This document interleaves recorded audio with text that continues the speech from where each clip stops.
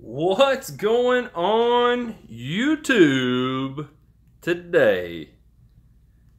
Coming at you indoors again.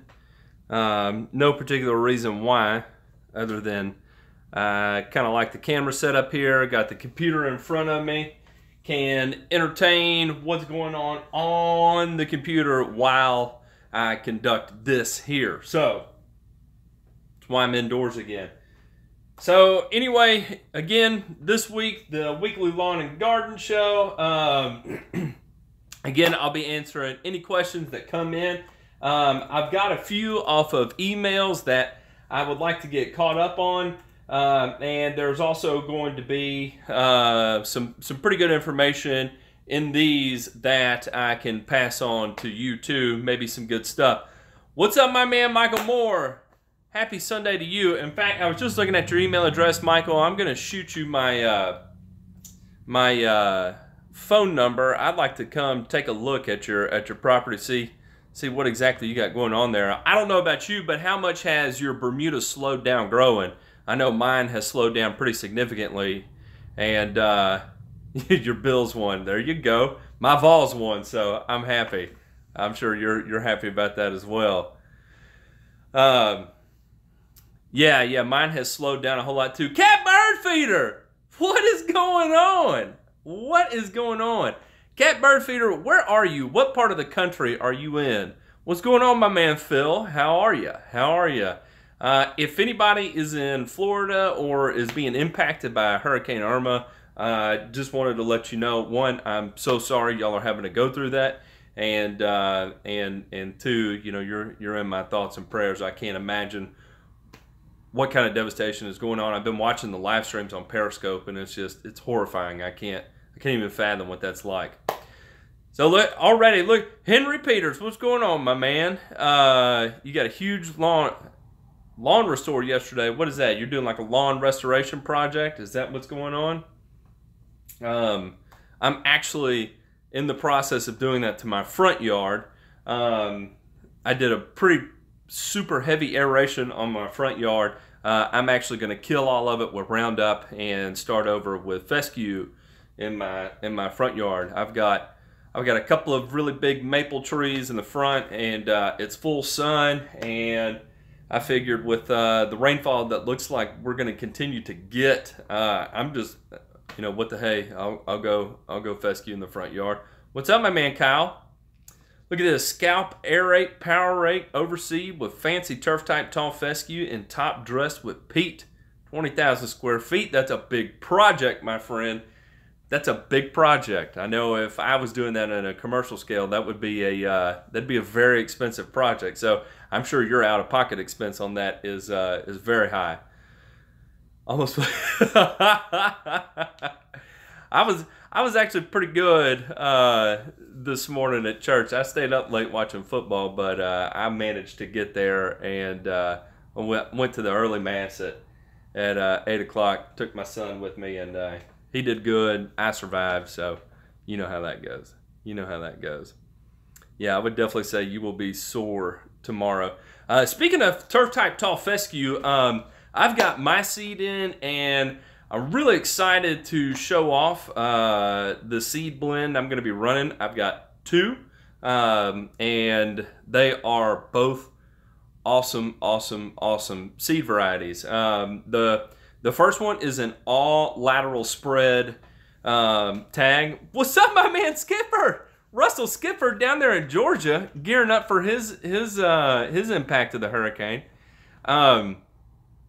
But the seed I secured is a mix of Valkyrie LS, which is lateral spread, Screamer LS, another lateral spread, and the third is Dynamite, I believe. I believe those are the three.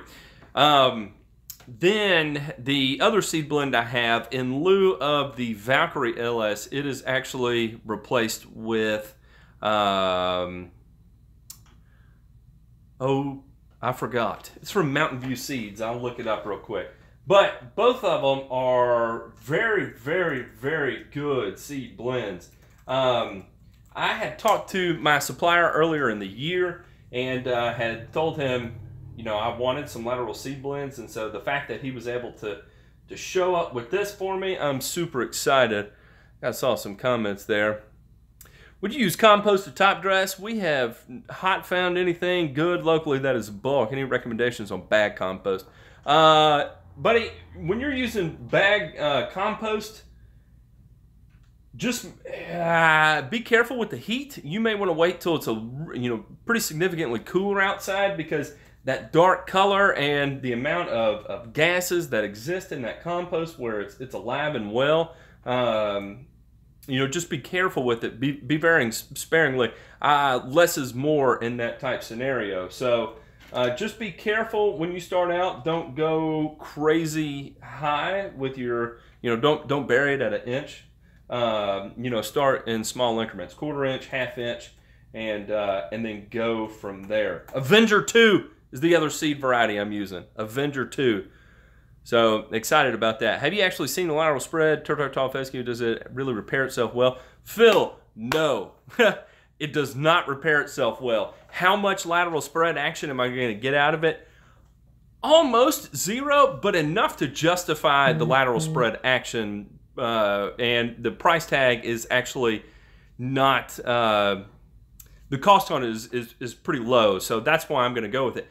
However, one thing I feel like I did kind of have some success with was high calcium supplementation on lateral spread varieties. I feel like the excess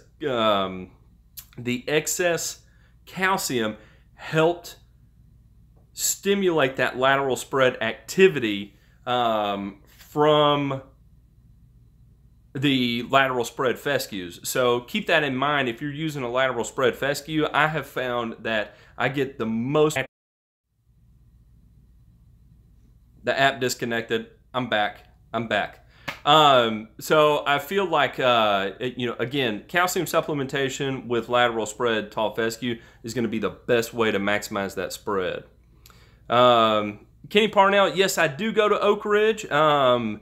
If you want to shoot me an email, thegrassfactor@gmail.com, I'll reach out to you privately and see what exactly the scope entails in Oak Ridge. Hey Matt, sent you an email picture of my lawn. Any suggestions for that for next year? Remember, I had a grub problem. That's right. For next year, I would put down either imidacloprid, and I would put that down maybe in June, or acelepryn. Acelepryn you can put down a little bit earlier, so maybe in middle of May, late May.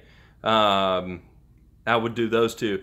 And I did that this year. I used imidacloprid on some lawns. I used acelepryn on some lawns. I had a little bit of breakthrough with each product, but it was pretty much contained. I had about a 6 inch by 6 inch area in 1 yard where I actually found the early signs of damage and actual grub worms. There was about 5 in that 6 by 6 area. Phil, no, actually, Phil, I'm in Knoxville, Tennessee, so 99% of my business revolves around fescue, but I'm in the transition zone where actually in my area fescue outperforms, Bermuda or warm season grasses outperform fescue. However, culturally here, it is a fescue market through and through. Everybody thinks Bermuda grass is the devil, but I have a Bermuda lawn. I maintain, maybe 5 or 6 acres of Bermuda grass and maybe 2 or 3 acres of Georgia grass. Eli listen, Michael thinks that's funny because it's true. Eli, after germination, I am very aggressive with the fertilizer. I'm not tender-footed at all when it comes to baby fescue. So, 3 to 4 weeks after, at the time of overseeding, me personally, I'm putting down a carbon-based supplement. That's that humic acid product, RGS, that I talked about in a different video. And I'm putting down 3/4 of a pound of nitrogen, a 1/2 pound to 3/4 of a pound of nitrogen. That's at the time of seeding. 3 to 4 weeks after seeding, I'm coming right back at it with a full pound of N, and I'll be putting that down also in conjunction with that RGS product again. Then, as we start nearing the later part of the season, so you know, November, December timeframe, I'm actually going to put down another pound of N in the form of ammonium sulfate. This time, no RGS product. Some lawns, in lieu of that final pound of N, depending on how thick they are, you know, how much maturation takes place, they may get an application of Solucal. There's a couple of things that actually may take place there. But no, I am not ginger with new seed. I'm very aggressive, because the more mature I can get that plant leading into winter, the more mature that plant's going to be the next spring leading into summer, which ultimately is the name of the game. Yes, it's true. I'm in North Carolina, which is also the transition zone. Bermuda is the plague here. Yeah, Rob, you already know. You already know in the transition zone. Where are you at in North Carolina, Rob? Where are you? I got a lot of good friends up there in North Carolina.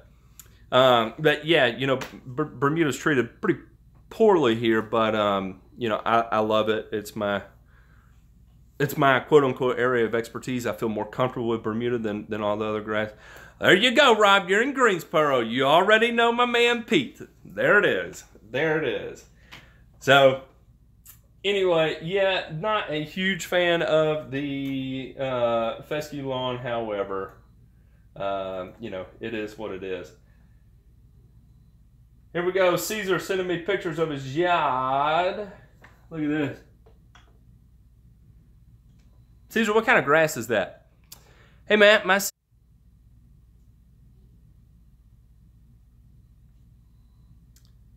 where do they come up with the names? Man, I don't know. I don't know.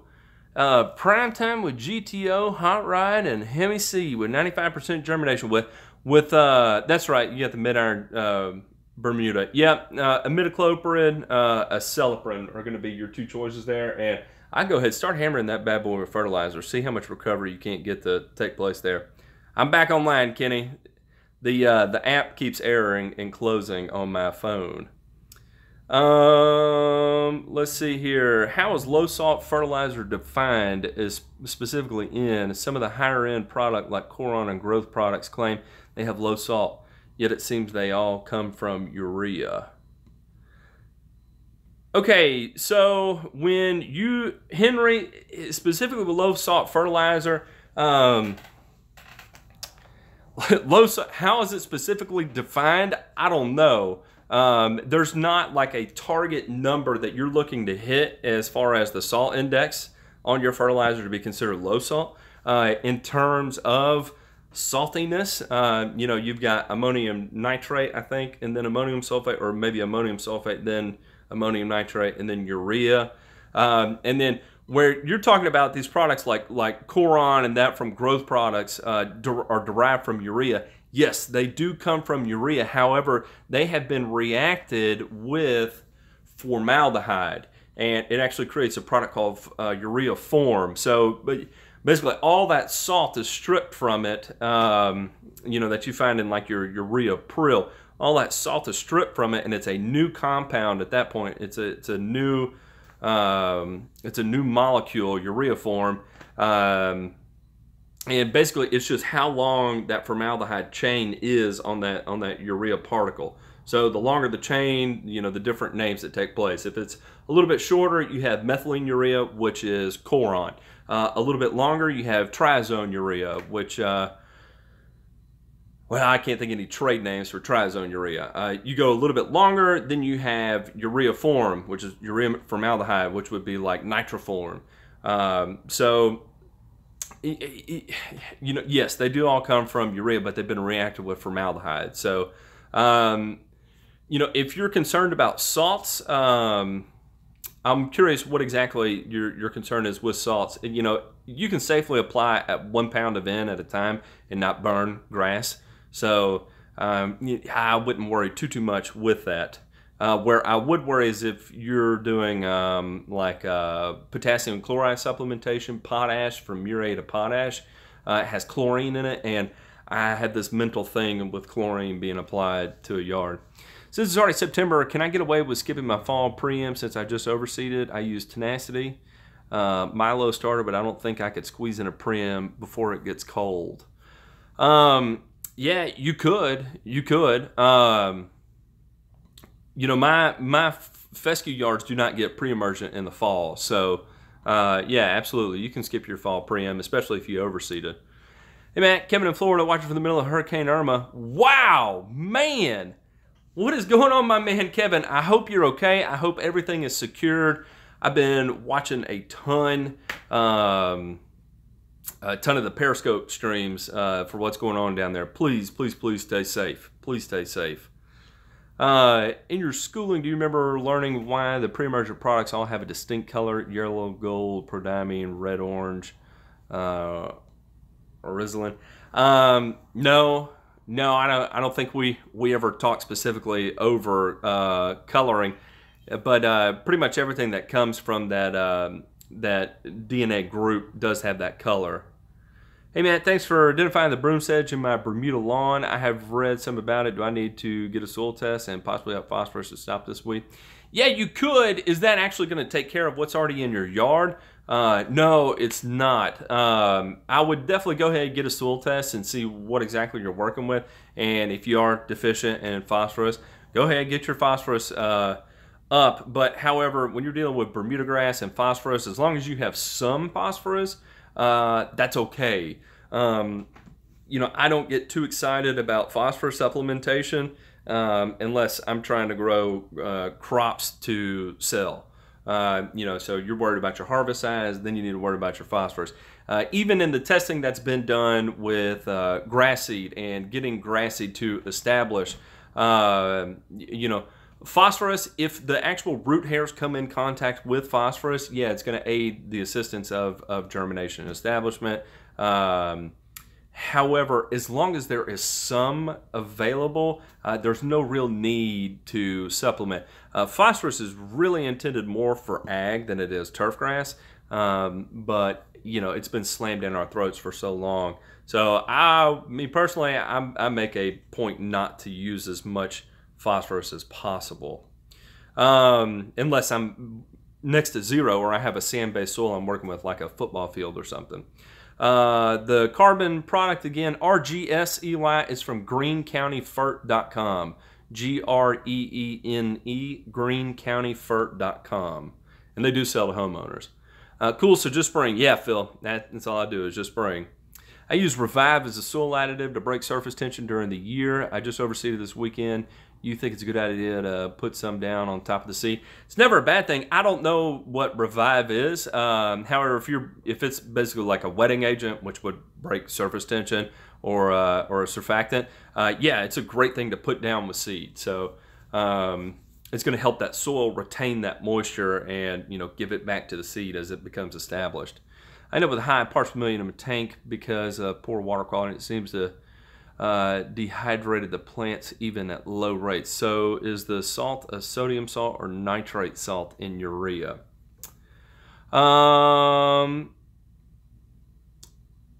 That's a great question. I don't know.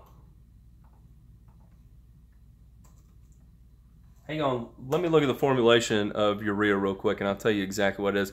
Oh, Henry, you're the guy in Texas with the most extreme stuff ever. Now I know exactly who you are. I've talked to you on the phone before. It's actually going to be a nitrate salt.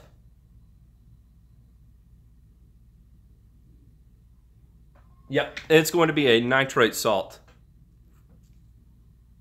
That is right. Okay, so now in your case, salt would be an extreme importance. So here's the thing, Henry. I do not like. Let me kind of resurface this and bring it all full circle. I don't particularly like methylene urea. I don't particularly like triazone urea. However, in your particular instance, what I may do is microdose a synthetic end like a little bit of ammonium sulfate or a little bit of urea, maybe 1/8 of a pound. Or maybe even 1/16 of a pound, you know, up your iron and apply that alongside your methylene urea. Since it is a low salt index, that way you'll get the initial color pop from your quick release form of nitrogen, and then you'll get that sustained color from the methylene or triazone urea or urea form. Keep in mind though, you've got to run very high rates of it, so just keep that in mind. Keep that in mind. I will stay dry this week, Mr. Hawkins. Look at this. Look at this. Raked and mowed yesterday. That's a perfect place to start. I try to use the word surfactant in normal conversation as much as I can. I hear you. You and me both. So let's see here. I actually, exactly what I was thinking. Just haven't tried it yet. Yeah, I've used, I don't know, a couple totes of triazone urea, and never just been super happy with it. All right, I'm back. Sorry, the app is going nutty again. I put out a couple of totes of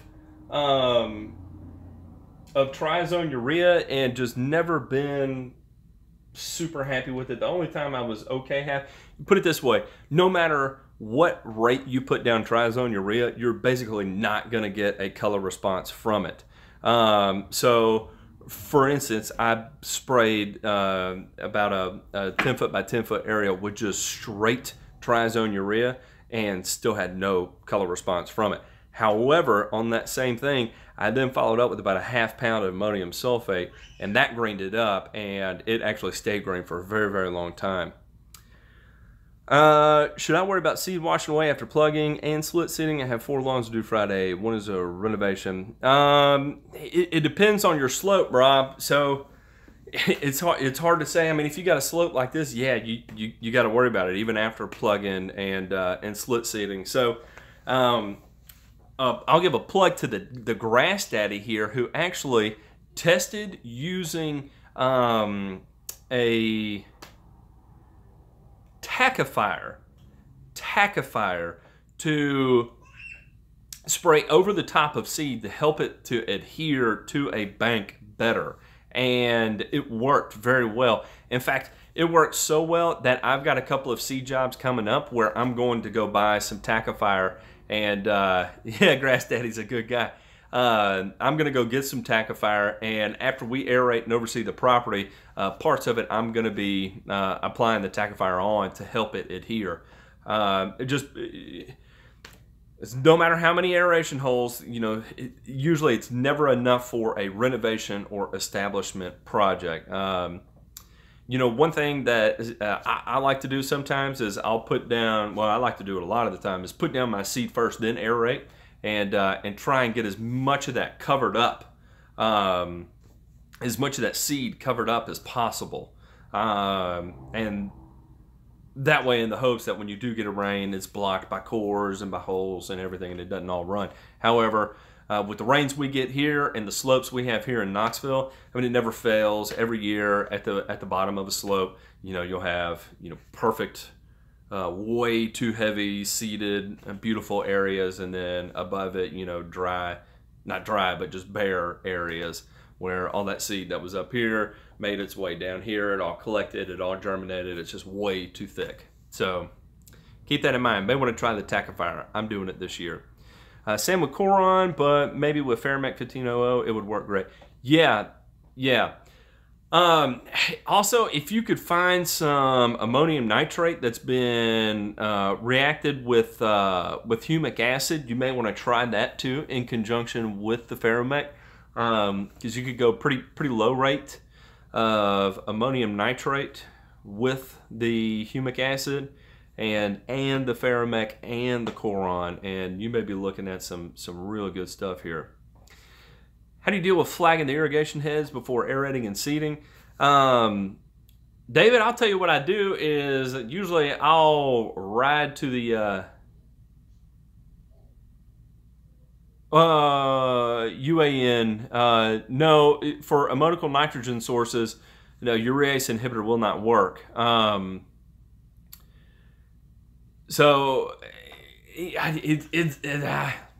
no, if you're using ammonium sulfate or ammonium nitrate, no, urease inhibitor won't work, because ammonical nitrogens will not react with urease. So you're not going to get that lack of volatilization taking place because you're using a UAN. With irrigation heads, usually I'll spend 2-3 minutes looking for a valve box. Put it this way: if it's a residential irrigation system that's going to be like less than 5 zones, I'll find the valve box, flip them on real quick, take a can of turf paint, and just spray marker paint on top of each of the heads. If it's a bigger project, usually I'll give them a week's notice to go ahead and get all those flagged. Or if they want me to do it, I'll send our irrigation guy out there to go ahead and flag it all for us. I ended up seeding after aeration, but also did a super light top dress, so I guess that's the same idea. Yep, Phil, same thing, same thing.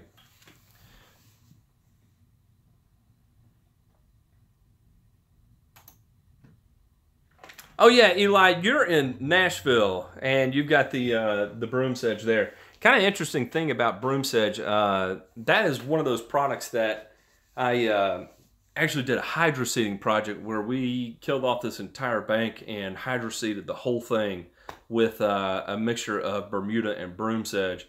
They're both warm season native grasses. They can tolerate pretty much the worst of the worst, and so that's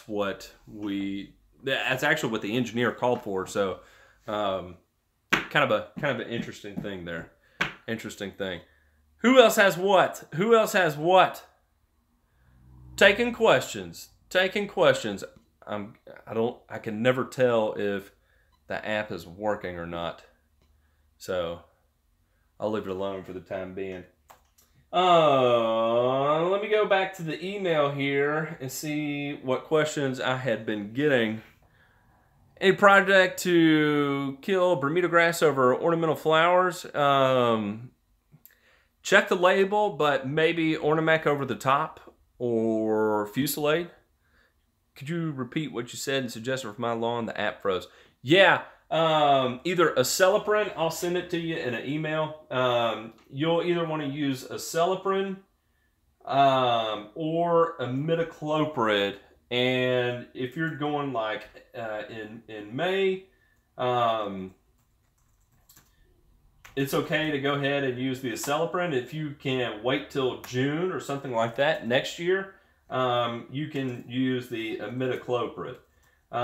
If you need a cure-all for right now, I would either use like a granular 7, which is Carbaryl granular 7, or a granular permethrin, or a granular product called Dilox. And those will all work very well for you. Who would be the best choice for screen topsoil here in K-Town? Michael, there isn't one. I heard that whoever it is, Duncan's and Heinz Fines, that their screener broke. So there's just not one, man. There is not one. Your best bet would be to improve your soil into a topsoil where it is. What are you looking to do with it, Michael? Pretty interesting. Explain U-Flex for me. Iowa State University turf professor said he can't justify the price of U-Flex over urea that is immediately watered in. Thoughts? Jason Grubb, U-Flex is a urease inhibitor. So to understand how urea works, to understand how...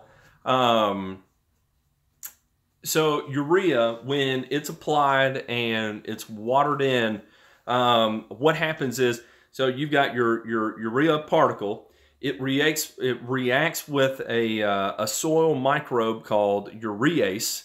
So you've got urea, plus urease, and then it breaks down into CH3 and NH4, I believe, something like that. So it's actually going to turn into an ammonium particle, which is going to be a usable form of nitrogen for the turf grass. So basically, by blocking that urease, you're going to have that urea particle hang around for longer. and it's slowly going to break down into that usable form of nitrogen because you're slowing that chemical reaction down from taking place. So, you know, that whole talk of it, you know, as far as UFlex eliminating volatilization by slowing that reaction to NH4 into becoming the gas, so ammonium is going to be a gas, and slowing that reaction into becoming a gas, you're going to lose less of it into the environment. So it may be a reach to say that UFlex is going to eliminate volatilization, but by slowing that conversion of urea into ammonium, you're going to have less urea become a gas at one time. So therefore the plant can only take up so much ammonium at one time. So the less that's available, the plant's going to have more efficient usage of take up of it. So I hope that makes sense. I did a video breaking down how urease works into converting urea into usable nitrogen. Is UFlex worth the money? In my opinion, yeah, I think it is. But you know, to each their own. Because even if it's watered in, you know, immediately that conversion starts taking place, and not all of it may be able to be used. Especially if you apply a pound, you probably get 3/4 of a pound that may turn into ammonium. Then you'll probably lose another 1/4 pound of gas. So out of that pound you applied, you may only get about a 1/2 pound that actually becomes plant available. Maybe a future video of how to read labels is very difficult to figure out. It's a good point. It's a good point. I don't think your Bermuda color is all that off. For this time of year, the amount of daylight hours we're getting, we're down over an hour and a half, 2 hours of daylight a day. It should have off color on your Bermuda grass right now. Eli, I apply the RGS at 3 ounces per 1,000.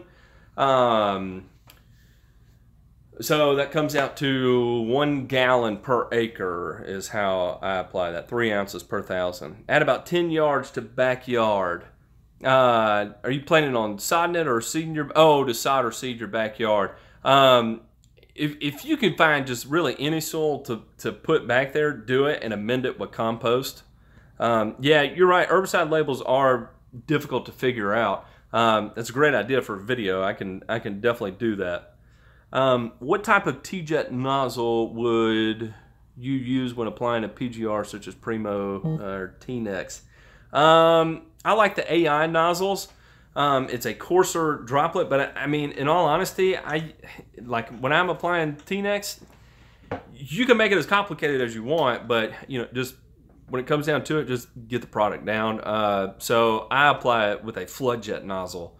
Probably not the best way to do it, but I have great success doing it. So I'm not going to change it. I'm not going to flip an AI nozzle on just to apply T-Nex. So I do everything out of my Permagreen, so I'm going to do it out of my Permagreen, and I've got flood jet nozzles on my Permagreen, so that's it. That's what I'm going to do. I'm not going to overcomplicate it, overthink it. Will you see a difference between using a fan nozzle or a flood jet nozzle or a AI nozzle? Maybe if you're like a super trained eye, you might see a difference. You know, if I was trying to run max rates, then maybe, yes, they are foliar systemic. There is an argument to some root absorption taking place. So, but it's taken in really well, really quickly by the plant. And that's why, you know, usually it's waterproof within about 4 hours. So, rainproof within about 4 hours. So, very, very, very quickly absorbed, and so it's going to move throughout that plant really quickly. So it's not really something I get super excited about. I just get the product down. I've applied it from everything from 3 gallons per 1,000 square feet all the way down to you know, 32 ounces per 1,000. So you know, it's all worked really well. Not going to seed Bermuda and Georgia, but on Tuesday we'll be aerating Start Fur and Milo all the same day for spring come out. Can I put down Lesco 007 for pre-merge or no good? Thanks. Yeah, you can. You can put it down. If you put it down now, you know, it'll probably all be used up by January time frame. So, you know, that way it'll be good to go ahead, rid your soil of all of it, you know, do you a couple of Roundup applications and get ready to seed your Bermuda grass. Corporate HQ. Corporate HQ, every time I read your name, it makes me nervous a little bit. I'm worried that some corporate something is tuning into the videos. But yes, Caesar, man, those that Bermuda's supposed to have an off color right now. I've got mine up to about 3.5 inches. I'm gonna let it go dormant, super tall, protect that root system, and you know, let it go dormant that way.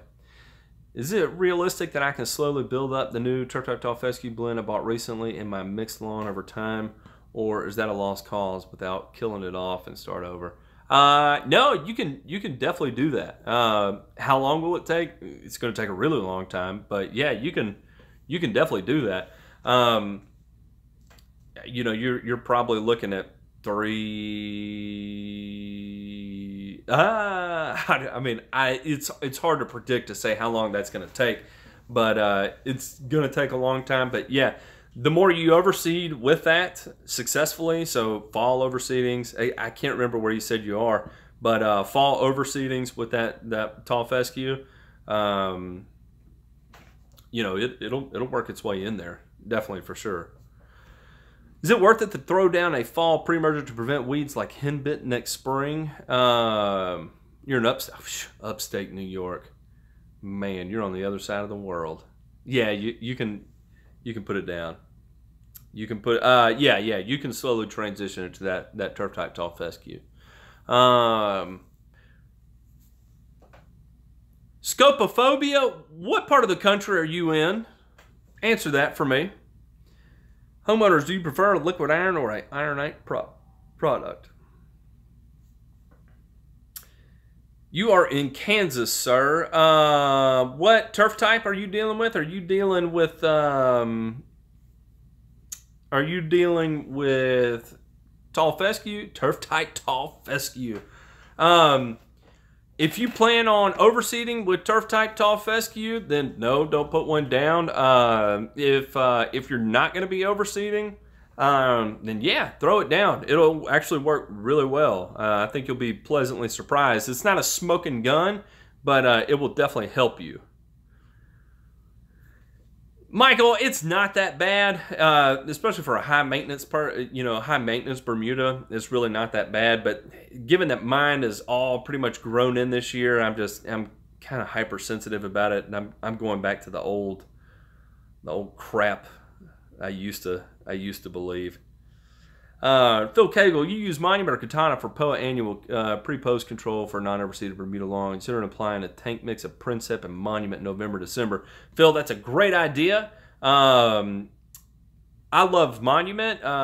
Limited use of Katana. But that Princep Monument tank mix, I think that came right out of the Syngenta handbook. So, and I think that's got like 99% of effectiveness. Oh, you got a grass catcher for your skag cat bird feeder. What part of the country are you in? I keep meaning to, or I did ask, and you didn't answer me. Where are you at in the world? You've got centipede and Bermuda grass, Bahia grass. Sounds like you're down in Georgia. If it dies, I will just replace my Princess 77C when I do my backyard. I hear you. I hear you. I think you will love that. Have you gone down to World's Fair Park to look at the Princess 77 down there yet? Because it is awesome. It is super awesome. My camera has a slight lean to it. Here's the other thing for everybody aerating and overseeding. I don't know how many of you have ever dealt with properties that used to have a lot of trees in them that were cut down recently. Mississippi? We're at Mississippi. That's from where I'm from. Cat bird feeder. Yeah.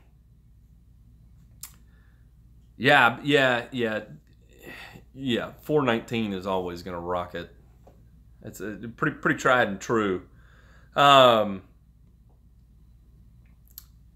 one thing I've been coming across here is areas in yards where there used to be a tree, and you'll get these big areas of just dead spots that take place. And now that I'm running an aerator over it, you get all this. It's very black and soft and fluffy dirt, and it will not sustain life. And you see it, and you're like, man, this is the most perfect looking soil ever. Why does it keep dying? The grass keep dying in these areas where these trees used to be, and what that is, you know, you always hear out there that organic matter is great. Meridian, you're a little further south. I've got family up in northwest Mississippi, up near Tunica, Hernando, Mississippi, Eudora, Mississippi. That's where all my family is. My mom's side of the family, at least. But what that is as those trees break down and all those wood chips that were there, or from where they ran that, what do they call it, a stump grinder over it, and you try and get all that out of there. But however, it gets left behind, and as those wood chips begin to break down, the microbes that break those down, they rob the soil of all the nitrogen. I'm cat bird feeder. I'm actually from Memphis, but I've got family up in northwest Mississippi, Hernando, Mississippi, Eudora, Mississippi, up near Tunica, near the casinos up there. And so anyway, that's actually an instance where there's too much organic matter in the soil. It's light and fluffy. When it rains, it holds water like crazy, and it's not good for sustaining life, because there's literally too much life in it. So keep that in mind when you always hear these stories about organic matter. There is such a thing that is too much organic matter. If you pull a soil sample and you're over, 3.5% to 5% would be ideal. Anything over that, and you're going to begin to see adverse effects from it. I have clay and limestone soils at pH 7.7. I'm screwed with iron. You're right, sir. You're right, sir. Lots of ammonium sulfate and lots of ferrous sulfate. A good product to use is react your ferrous sulfate with either citric acid or humic acid, and apply it that way. You'll have a chelating effect, and it will help it be more plant available as you apply it. We have better pizza in New York than in Mississippi, so at least I have that going. Yeah, probably I'd say you're right. I'd say you're right. Is there, what? There ain't no grass in New York up there, Phil? Who are you kidding, man? Who are you? There is no grass in New York. My man, Ever Lacona, I'm sorry if I wrecked your name, but welcome from North Carolina. There's lots of North Carolina viewers. Yeah, mostly snow. Mostly Texas. That's a good one. That's good. I bet, man. I bet. I know some people from up there that I always give them a hard time. They're like, I'm not from the city. And I'm like, what? There's no farmland. There's no country land up there. Hey, Henry, I called about that GSR calcium. So I'm super excited. I found a local supplier here. They did not have any in stock. They actually ordered some for me, and I'm actually going to try it out. It's from there's a hydroponic ag store in town, so I'm gonna get that calcium product from them and give that a try. Got a lot going on here. Chris Elms from Hendersonville, just checking in. The man with the plan, just south of Asheville, North Carolina. Chris Elms, I just had a friend come in from Asheville, North Carolina. Got to hang out with he and his wife. It's good stuff. It was good stuff. We like you better than the Lawn Care Nut. Your show is like crack for lawn enthusiasts. Well, thank you. Lawn Care Nut is still probably one of my most favorite channels to watch on YouTube. That and fishing channels. I love to fish, and so I do a lot of that. Have to venture to the western tier, just like here in East Tennessee. Let's see here. My real only concern with overseeding early spring, fall with a good quality turtle is using the very high cost for the seed alone.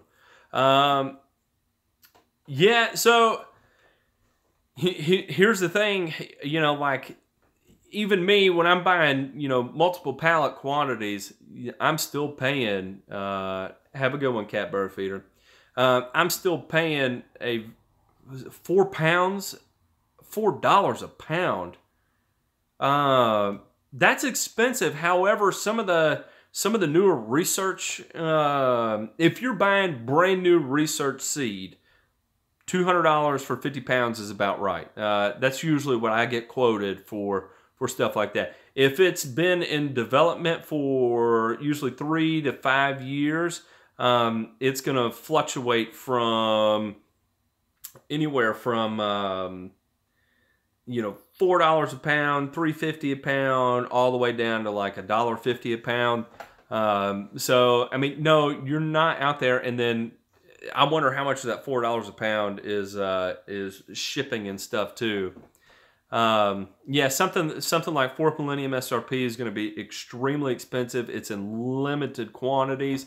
And that's what makes it so hard to get your hands on, is that, you know, they can only harvest so much in a year. Okay, shipping was separate. Yeah, I mean, no, it doesn't surprise me that that's $4 a pound. So, you know, that unfortunately that's just the way it goes. And me personally, I'd much rather seed that in. Yes, great seed choice, probably the best seed choice there is out there. After I aerate and overseed, can I still cut the original grass as it grows along before or during new grass taking? RC, yeah, you can. After a couple of waterings, if you've never seen it happen before, it's odd. The seed disappears, for one, and then even as you have those baby hairs that are starting to come up, and you mow and stuff, you know, you're recycling organic material back into the yard. So, you know, maybe skip the first week of mowing, but then the second week, you're good to go ahead and get after it. I have no issues. People ask me about that all the time. Now, if you're doing a complete renovation, like huge kill off, then yeah, don't mow the bare areas. But you know, if you're just overseeding a yard that's got pretty decent coverage already, then yeah, by all means, mow it as you see fit, sir. Lesco grass seed. I don't really have any major problems with it. My big issue is always read your seed labels. And I mean scrutinize them to the absolute smallest detail. The biggest thing that I look for in a seed label is going to be germination percentage. Should be at least 90%. It's going to be noxious weeds. Should be at 0. And the other crop should be 0. Other crop, in my experience, has always turned out to be orchard grass. And the problem is that there's no chemical control for orchard grass.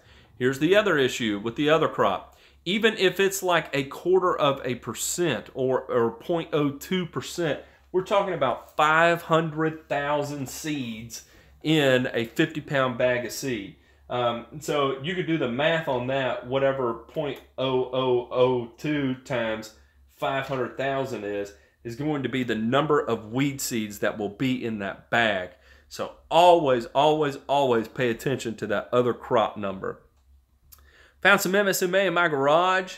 I'm guessing it's 8 years old and I don't have a use for it anyway. I think it's been pulled, right? I guess I'll take it to the county waste disposal place. Yeah, scopophobia, that's really the only thing you could do with it. Or if you've got a bunch of Dallas grass in the yard and it's got a turf label, then by all means spray your Dallas grass. In Texas, have Bermuda grass that I just seeded this year. It is kind of thin. Should I overseed next year or just fertilize and let it do its thing?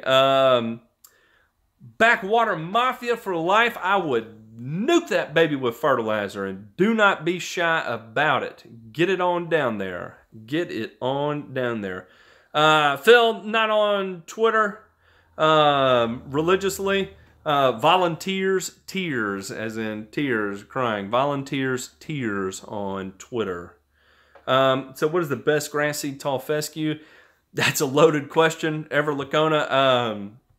You'll have to do some research. I suggest going to the NTEP trials, ntep.org, looking at the highest performers in your area, Googling those names, find out who the manufacturers are, call them and ask them where you can buy your seed locally. Chances are they can tell you who they sell to in your area, and then you can contact them and find out who to buy from. Yeah, orchard grass is a nightmare. Scopophobia, MSMA is not going to control orchard grass. Well, not well. It may. At probably really high rates it will, but at the rate you would probably have to apply it on a fescue yard, it may be better to go ahead and round up it. Hint, it's not Kentucky 31. You got that Bermuda down there. If you, yeah, just pay attention, David Hall.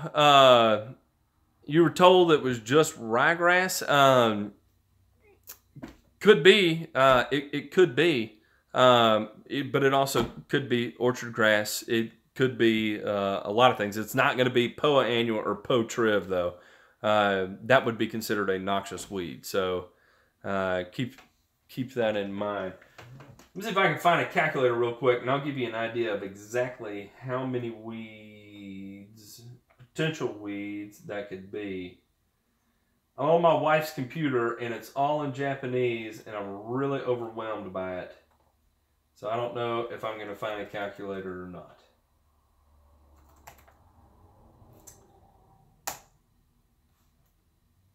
It's funny, you ask a Japanese computer a question in English, and it understands you. It understands you. 500,000 times 0.0008. Still looking at 400 seeds. 400 seeds. Yeah, Ever, you're in North Carolina. Where at in North Carolina? Chris Elms is the man. He is the man in North Carolina. One of the men. There's about a dozen of y'all in North Carolina. Do you provide amine or ester formulation of 2,4-D? Scopophobia, what time of the year?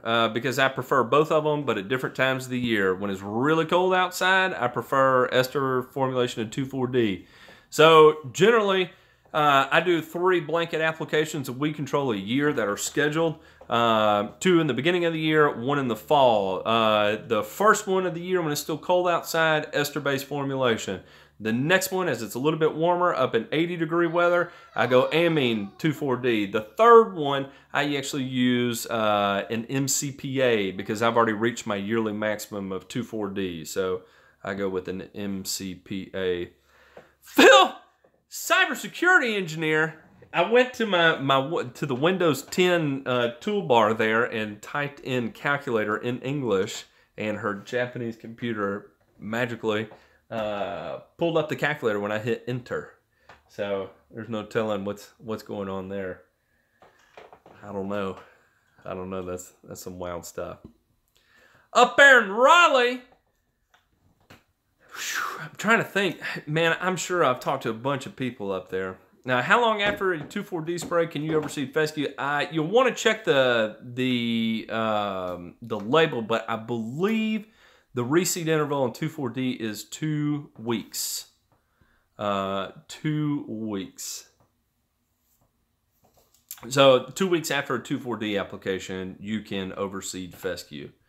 But double check your label and make sure. I don't do a whole lot of 2,4-D spraying this time of year, so not super familiar with the reseed interval on that. I know for those of you that are planning on seeding and you're going after nut sedge, be careful with sulfentrazone. sulfentrazone has a 4-week reseed interval, so keep that in mind. Scopophobia, I have done the same thing. In fact, I've done quite a bit of 2,4-D spraying the same day I overseed, and it does affect it. It's very slow to come up and come out and to fill out, but I've done it the same day. Same thing with triclopyr, berry fly. Actually, I think triclopyr has a, I'm moving the camera. I think triclopyr actually has a 3-week reseed interval. How likely can you do that? Probably 2 weeks. So just keep that in mind. Yeah, label says 2 to 4 weeks when reseeding turf type tall fescue. Yeah, triclopyr is one of those. It's a little more persistent in the soil than 2,4-D.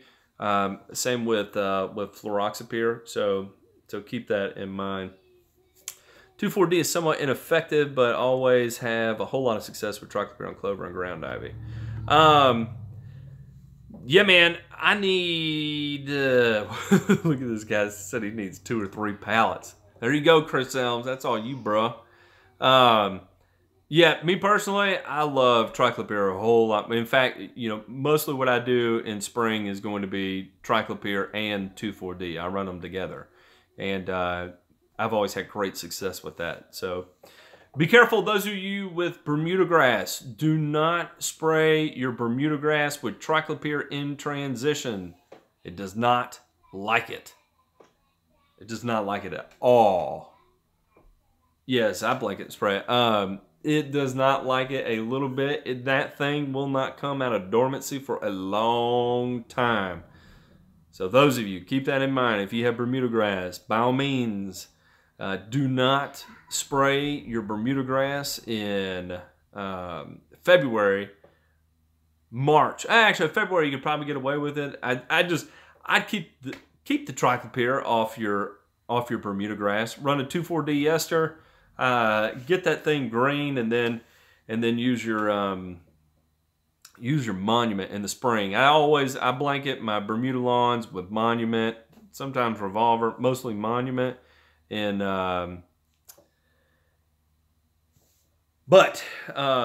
you know, Monument May 15th, June 1st. I get season-long control. Just if I blanket a yard with Monument, I rarely have to spray another weed in it the rest of the year. It is that good. I love Monument more than anything. It's easily my favorite herbicide in the entire world.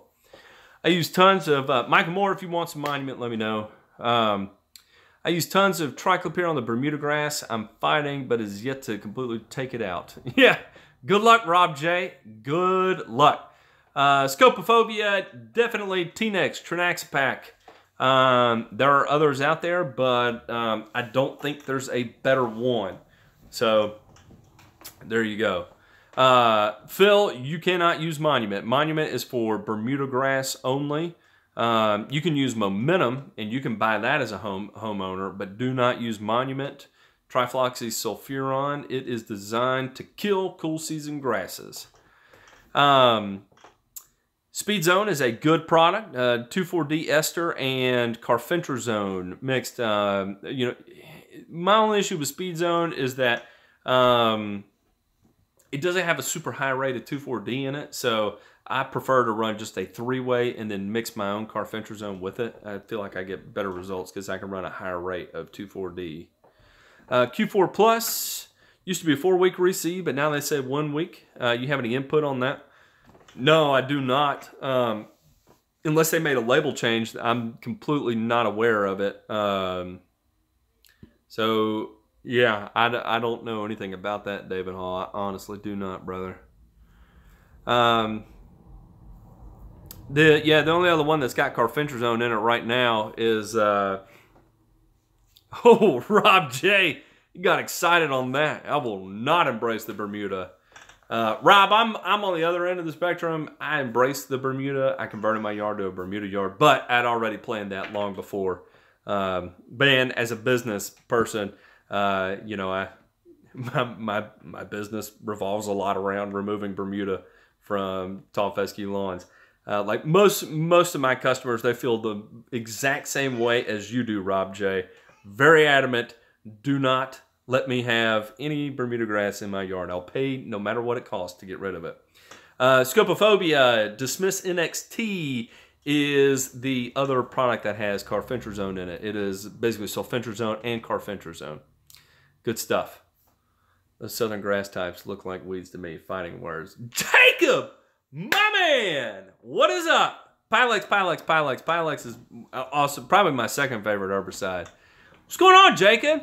How is your new business venture in Florida going? I hope y'all are okay in the midst of Irma and what's developing down there. I'm sure that was a scary thing for you, and I couldn't imagine what it's like opening a new location down in so many states away.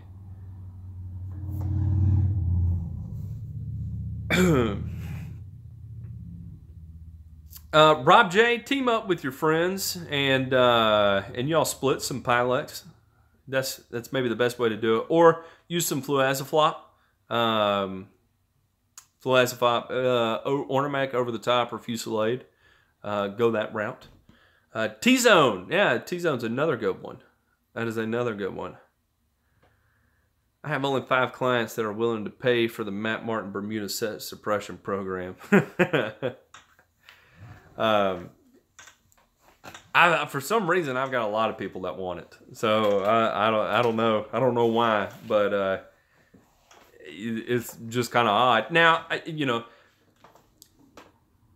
Pylex is not that expensive to apply. It's an expensive, so you get a lot of material for that product cost. So it may cost $500, but you're talking about 8 acres. So anyway, 8 acres of material for $500, that's about the same price as fertilizer. So I also have 8 acres I can apply it to. So, it's one of those things. I probably go through 10 bottles of Pylex in a season. So, but I'm treating that many acres. So I don't charge a lot to apply for it because it actually doesn't cost me a lot to apply it. But they certainly all want it, but don't want to pony up the maintenance required. I've got a phone call from Minnesota coming in, but I'm not going to take it quite yet. Let me do that. Let me get back to the chat here. Yeah, Michael. Oh, I bet. Out there real mowing your grass. Yeah, and I mean, if they want a high performance lawn like that, that's what they're going to have to do. It is a commitment and a lifestyle change that undergoes when you're talking about Bermuda grass mowed at 250 thousandths of an inch. Serious stuff. Jacob, yeah, it is. It's a great product. You probably don't have to deal with Dallas grass up there. Dallas grass is kind of the name of the game we run here in the South, is controlling Dallas grass and Bermuda grass. So that's why it's so effective here, especially because we can use it on Dallas grass. I know many of your viewers are pros, so I appreciate the show today as a regular homeowner, amateur. Very informative. Thanks, Phil. I've got about, I'd say, a good 50-50 mix between pros and homeowners. So, I like answering questions for all. What do you think about the Z-Spray? I don't have an opinion of one. I've never used one. However, lawn care, property preservation, if you would like to see me, you can see me and hang out with me at the Green Industry Expo coming up here October 16, 17, 18, something like that. You'll see me. You'll see my man Jacob Goddard from Scooter's Lawn Care up in Illinois. We'll be there. I will be at the Permagreen booth hanging out. So I probably can't answer a lot of your questions about a Z-Spray, but I can answer all your questions about a Permagreen. I'm a Permagreen guy because I live in the mountains of East Tennessee. I've got to deal with hills. I got to deal with small gates. I got to deal with acreage. And for those 3 conditions, I need a machine that is simple, holds hills, and can get the job done in a timely time frame. And for me, that's the Permagreen. And now that I have an employee too, I need a machine to make sure that everyone that works for me would be able to use it. And Permagreen is simple enough that that's why I love that machine. I looked into getting some Mesotrione as Callisto instead of Tenacity. Not an option. So Tenacity just went generic, so you'll be able to find it from Prime Source with a turf label. Ag label, I would not recommend doing. Yes, it is. Wow, mine's not that low yet. 250 thousandths, that's a 1/4 inch. You're almost there. You're almost there. Henry Peters says the Z-Spray is quite big. We were done with testing on last call for Bermuda. It wasn't worth buying, but luckily we can use it on other stuff. I like Acclaim and Triclopyr for Bermuda. That works well, but as far as scalability, like me being able to use it, Sam being able to use it, and being able to... Because when you're doing a Bermuda removal program, it requires a lot of communication between you and the customer because funny things start happening. And there's going to be a lot of damage that takes place with using Acclaim and Triclopyr to your desirable species, to your fescue. And and there's no real 3-application program for it where there is with Pylex. That's how it's been researched and marketed. So that's why I feel more comfortable using that than I do, a product like Last Call or Acclaim and Triclopyr. Thanks for fielding my question on the lawn form regarding max amount of nitrogen for Bermuda Tip Top regarding acidity of urea versus ammonium sulfate. You're welcome, sir. You're welcome. You're welcome. If I ever miss anything on the lawn forum, don't hesitate to shoot me an email and remind me what's going on. I've got a lot of irons in the fire right now. I've got so much going on. I'm into my air raid overseed season. Of course, I got the YouTube channel. I've got so much goes on in my life, and I try, and I've got 2 kids, and so anyway, if I miss something, do not hesitate to reach out to me via email, and I'll be more than willing to help you out. Anything new coming out for POA control? What turf type? Scopophobia. What turf type? I believe there is a new product coming out for POA control, and it's being released by PBI Gordon, but it's not going to be ready till 2019.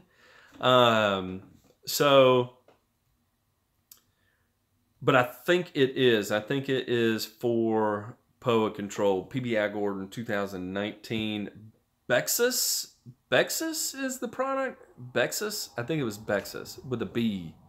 So, anyway, it's, I think I'm right. I may be wrong. Oh, I am wrong. Bexus is a broadleaf weed control. Never mind. Never mind. Sorry. I'm wrong. No, nothing new on the horizon that I know about for POA control. No, nothing.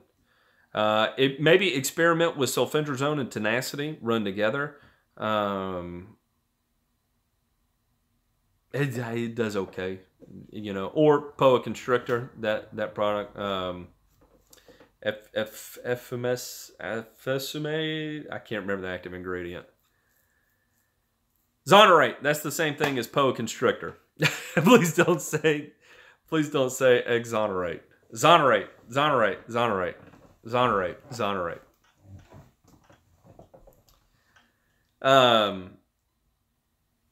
Yeah, if you have any success with Progress or POA Constrictor or Zonerate, let me know.